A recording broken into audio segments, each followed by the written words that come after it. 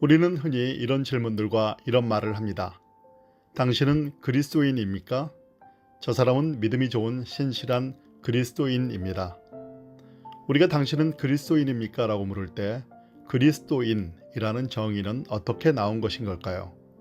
그 질문하는 사람에게 그리스도인은 마땅히 이러이러해야 한다라는 일종의 자기 확신이 있을 것입니다. 그러나 모든 자기 확신에는 어느 정도의 편견이 자리 잡고 있습니다. 누구도 자신을 둘러싼 환경과 학문의 배경을 뛰어넘기 힘들기 때문입니다. 더욱이 요즘같이 확증 편향 현상이 심한 가운데 뭐뭇은 뭐뭇이다 라고 정의하는 것에는 위험성이 따릅니다. 기독교 최고의 변증가로 불리는 C.S. 루이스는 그리스도인, 즉 크리스찬을 공통적인 교리를 받아들인 사람으로 정의합니다. 그는 자신이 그같이 정의했을 때 나올 수 있는 사람들의 반박을 충분히 예상했습니다. 이런 반박들이지요. 도대체 당신이 뭐라고, 누구는 그리스도인이고 누구는 아니라고 함부로 말할 수 있단 말입니까?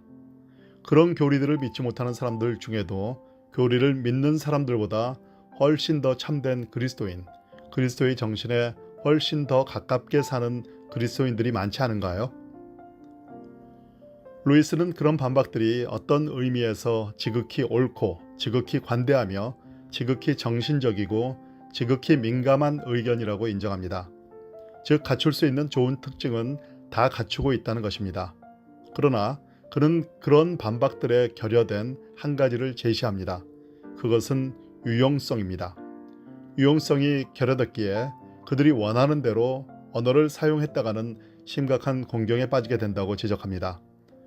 그러면서 최고의 변증가답게 신사, 즉 영어로 젠틀맨이라는 단어를 사용하며 자신의 논리를 전개합니다.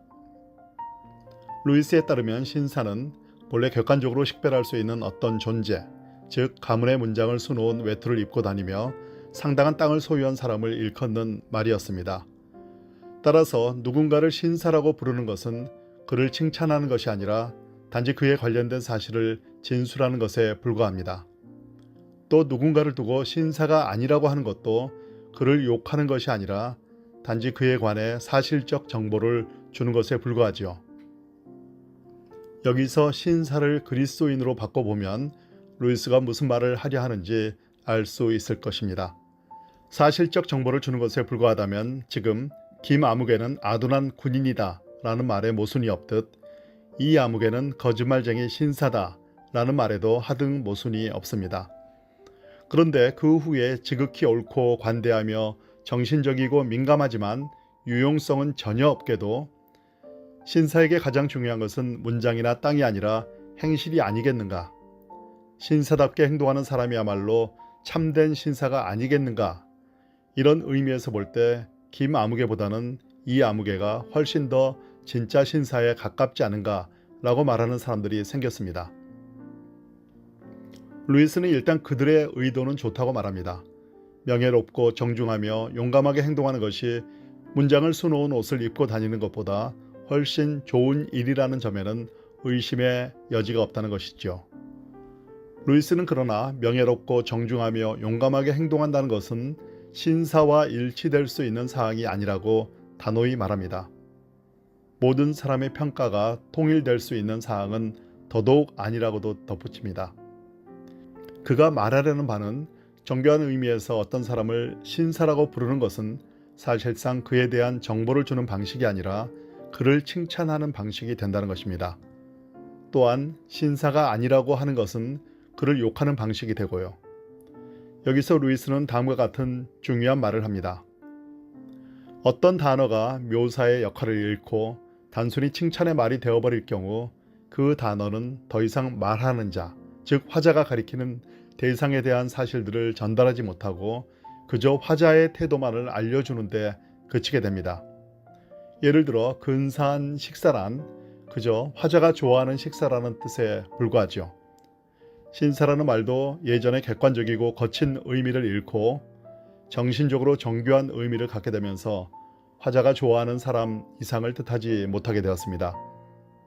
그 결과 이제 신사는 무용한 단어가 되어버렸습니다.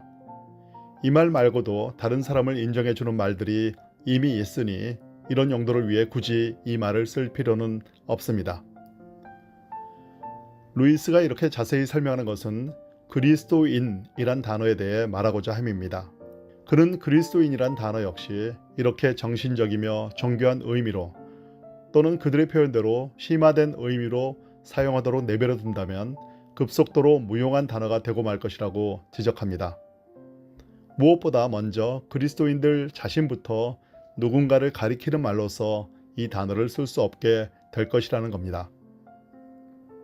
과연 어떤 사람이 가장 심오한 의미에서 그리스도의 영에 가까운가는 결코 우리가 말할 문제가 아니죠.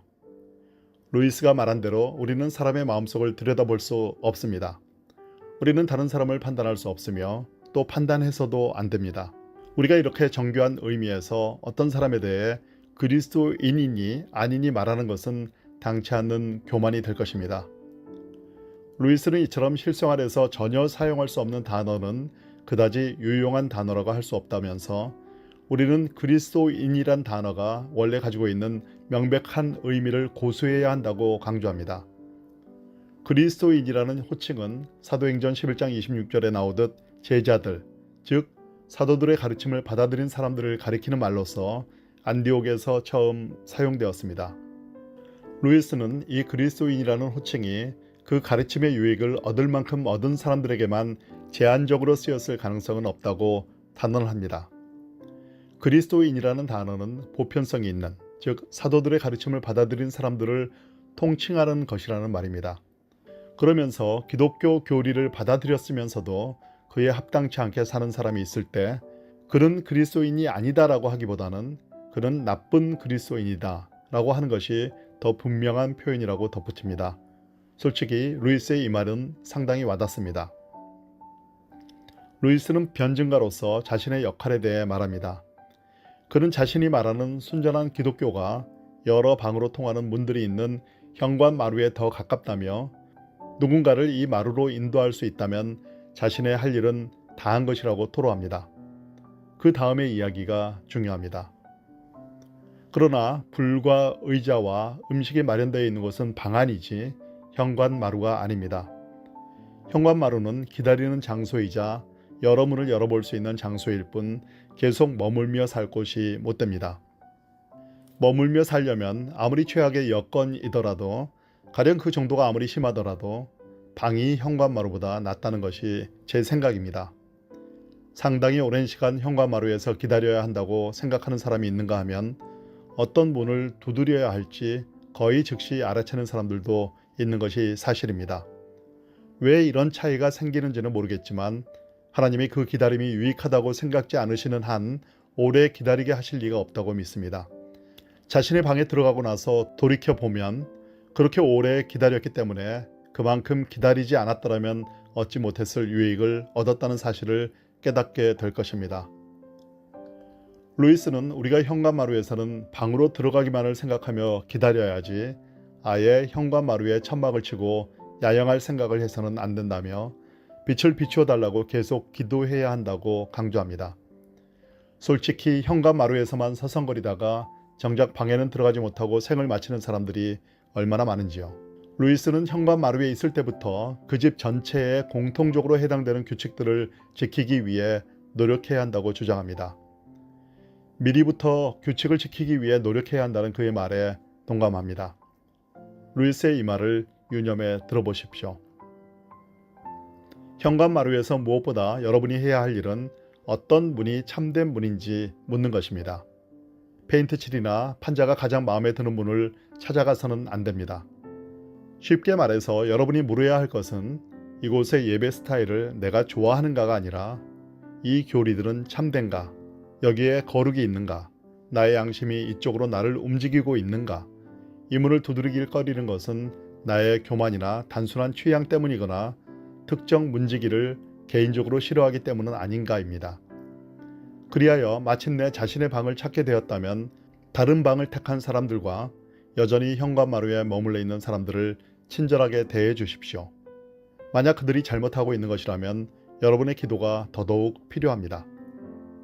또 만약 그들이 여러분의 원수라면 여러분에게는 그들을 위해 기도해야 할 의무가 있습니다. 이것이 그 집 전체에 공통적으로 해당되는 규칙들 가운데 하나입니다. C.S. 루이스의 말 모두가 정답이나 모범 답안은 아닐 것입니다. 그 역시 유한한 인간으로서 자신만의 사고의 편향성과 한계를 갖고 있을 것입니다. 그럼에도 루이스의 글을 읽다 보면 우리의 사고의 지평이 넓혀지는 것을 느낍니다. 생각하지 못하고 그저 사용하는 단어들의 진정한 의미를 다시금 생각하게 합니다. 그러면서 그가 말하는 순전한 기독교에 좀 더 다가가고 싶다는 소망을 갖게 합니다. 마침내 자신의 방을 찾게 되었을 때 다른 방을 택한 사람들과 여전히 현관마루에 머물러 있는 사람들을 친절하게 대해주라는 그의 말에 진한 여운이 남습니다.